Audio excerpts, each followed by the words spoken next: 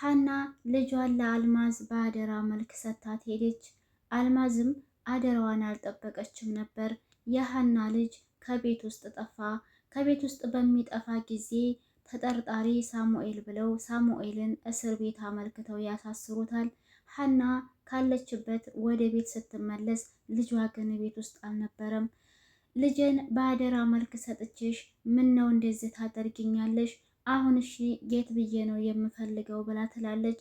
አልማዝም ቆይ ተረጋጊ እስኪ አንቺ ለማንኛውም እኛም አመልክተናል ትላታለች። ሀናም እባክሽን አሁን የትኛው ፖሊስ ጣቢያ እንዳመለከትሽ ብቻ ንገረኝ እያለች ትላታለች። ያመለከትንበትማ ፖሊስ ጣቢያ አመልክተናል፣ ሳሙኤልንም ደግሞ ተጠርጣሪ ነው ብለን እንዲታሰር አድርገናል በማለት ትላታለች። ከዛም አልማዝ ተረጋጊ እባክሽን ሀና እያለች ስትላት ሀናም እንዴት ነው የምረጋጋው? ልጄ እኮ ነው የጠፋብኝ እያለች ትላለች። ይህንንም እየተባባሉ አልማዝ ጋር ይጨቃጨቃሉ። ሳሙኤልም ከታሰረበት ወደ ቤት ይመጣል። አልማዝ ወይዘሮ አልማዝ አንቺ አልማዝ እያለ በሩን ብርግድ አድርጎት ይገባል። ከዛ ብቅ ስትል አንቺ እኔን አሳስረሽ እዚህ አንቺ በደህና ተኝተሻል አይደል ይላታል። አልማዝም እና ታዲያ አንተ አይደለህ እንዴ 10 ጊዜ ልጁን አንዴ በመስኮት አንዴ በበር እያልክ ስትጠራው የነበረው ማናባክ ሊጠረጠርልህ ትፈልጋለህ በማለት ትለዋለች አልማዝ ሳሙኤልን። ይህን እየተባባሉ እያለ ሀና ትመጣለች። አንተ ውሻ ምን አባ ልትሰራ ነው ወደ ቤት የመጣኸው ብላ ስትለው ሳሙኤልም እንዴ ሀና መተሻል እንዴ? መምጣትሽን እኮ አላወኩም ነበረ ብሎ ይላታል። ሀናም አንተ የኔ መምጣት ምን ይመለከትሃል? ብመጣስ ባልመጣስ ምን አገባህ ብላ ትለዋለች።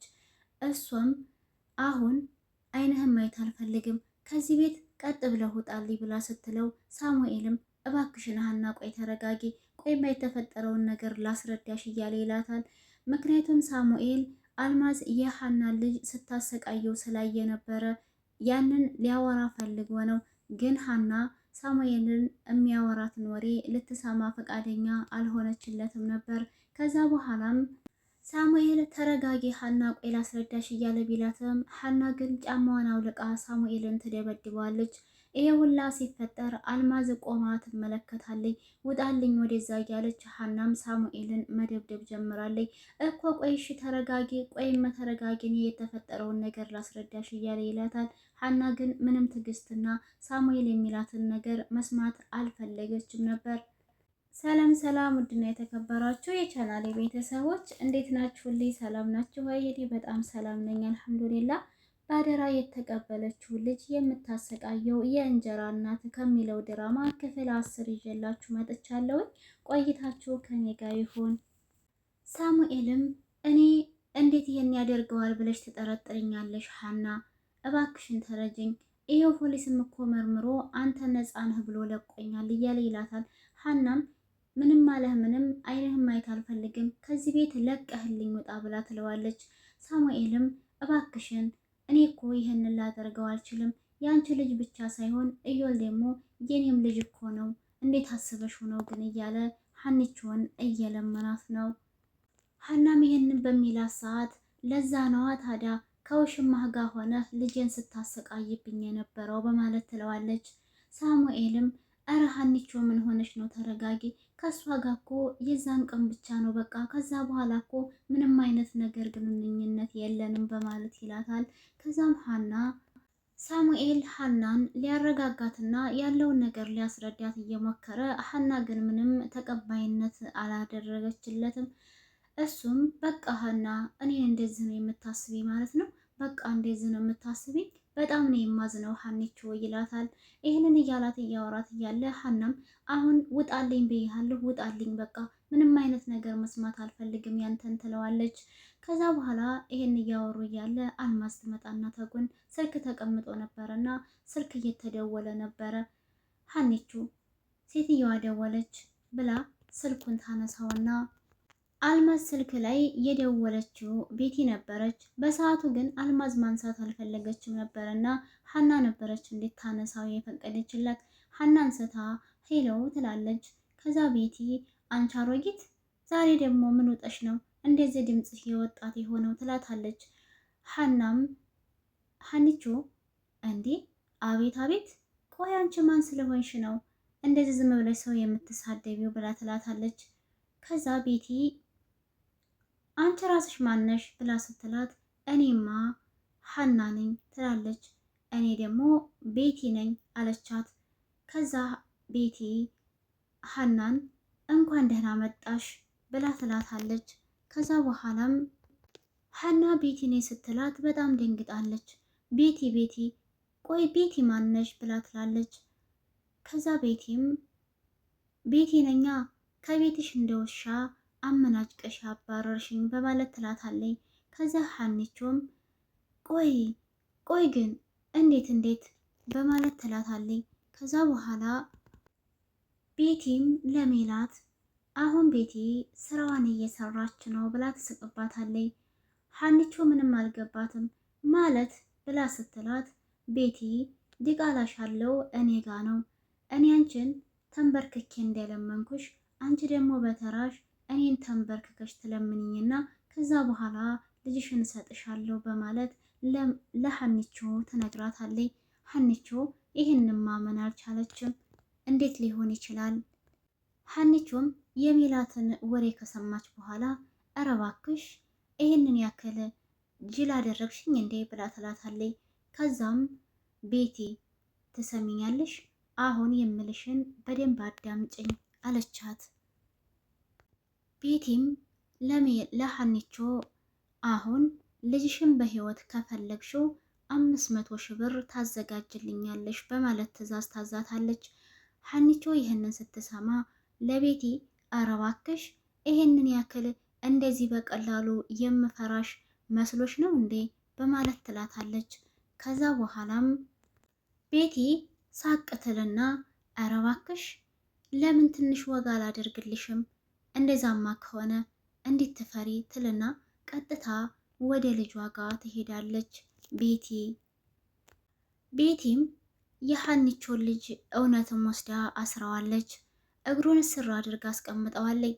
ከዛ ትሄድና ያለበት ክላስ ውስጥ እሺ ጎረምሳው እናትህ አልናፈቀችህም ብላ ስትለው ልጁም በጣም ናፍቃኛለች ብሎ ይላል። ይህንን የሰማችው ሀኒቾ ወይኔ ልጄ ትልና ታለቅሳለች።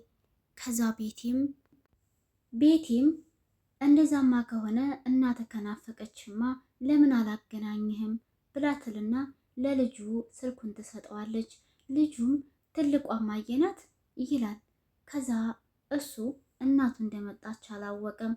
እማዬ ብሎ ሲል ከዛ ሀኒቾም እዩ ትለዋለች። የኔ ልጅ የኔ አባት ደህና ነህ አይደል? አልጎዳችህም? እያለች ልጇን ትጠይቀዋለች ሀኒቾ።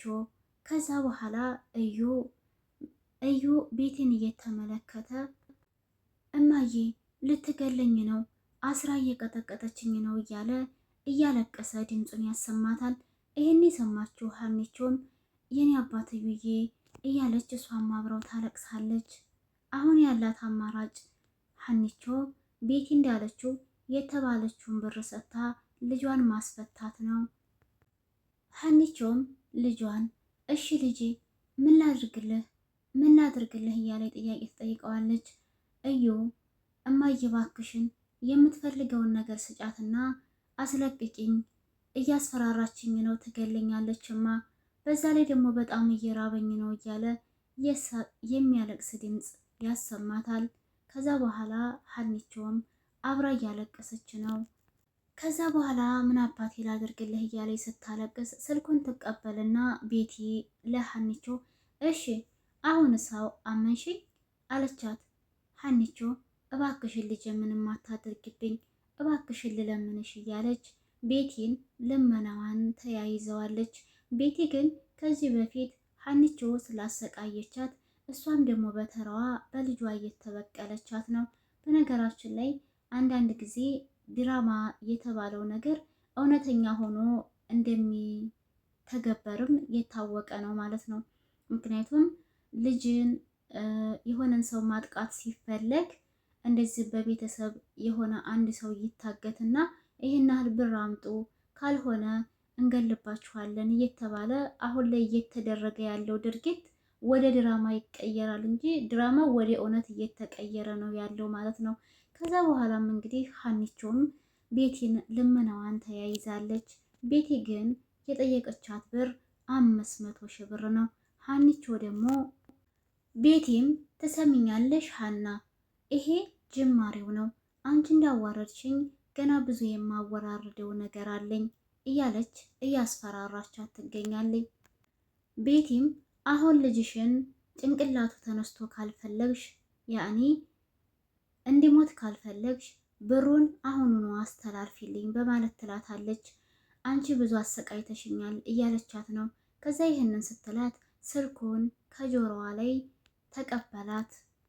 ሳሚ ከሀኒቾ ላይ ስልኩን ተቀብሎ ቤቲን ሰደባት። አቤት አቤት፣ ማን ነው ደግሞ ተሳዳቢው ብላ ትላለች ቤቲ። ሳሚ ነኝ፣ አንቺ ውሻ፣ አንቺ አረመኔ፣ አንቺ ጨካኝ እያለ ይሰድባታል። ወይ ሳሚ አሁንም ከዛች ከገረድ ጭን ውስጥ ነው እንደ ያለኸው ብላ ትለዋለች ቤቲ። ሳሚ በጣም ነው የተናደደው። የሀኒቾ ልጅ የኔም ልጅ ማለት ነው ብሎ ነው የሚያስበው። ግን እነሱ ባላሰቡት መልኩ ቤቲ ልጁን ወስዳ አግታ እያሰቃየችው ነው ያለችው። ይሄ ልጅ እንዴት ነው የሚፈታው? እውነት ቤቲ 500,000 ብር ሁላ ልትቀበላት ይሆን? ሀኒቾሳ ልጇን ይህን ያህል ብር ከፍላ ታወጣው ይሆን? በቀጣይ ክፍል ይዤላችሁ የምመጣ ይሆናል። አመሰግናችኋለሁ።